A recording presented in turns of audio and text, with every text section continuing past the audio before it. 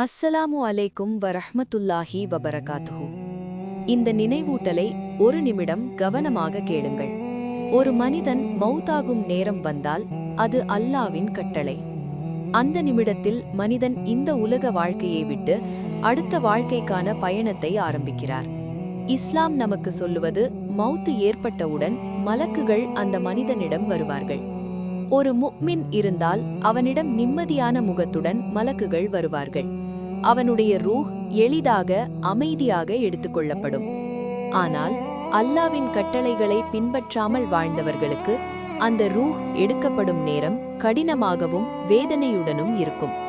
அதற்கு பிறகு அந்த மனிதன் பர்சக் வாழ்க்கைக்குள் நுழைகிறார். அதுதான் கபர் வாழ்க்கை.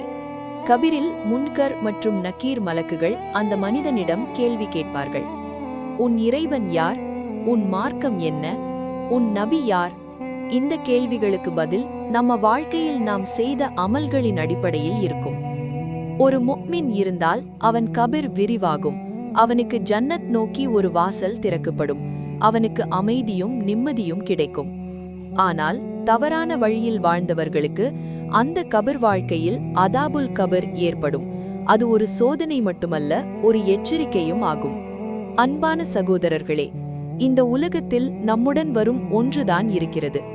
அது நம்ம அமல்கள், நம்ம தொழுகை, நம்ம துஆ, நம்ம ஈமான். அல்லாஹ் நமக்கு எல்லாருக்கும் கபிரில் நிம்மதி தரட்டும், ஜன்னத்தில் ஒரு இடம் அளிக்கட்டும். ஆமீன். இன்று திருந்தே நம்ம வாழ்க்கையை திருத்திக் கொள்ள முயற்சி செய்யலாமா? அல்லாஹும்ம சல்லி அலா முஹம்மத் என்று கமெண்ட் பண்ணுங்கள். இப்படி இன்னும் தீன் ரிமைண்டர்ஸ் பார்க்க சப்ஸ்கிரைப் பண்ணுங்கள்.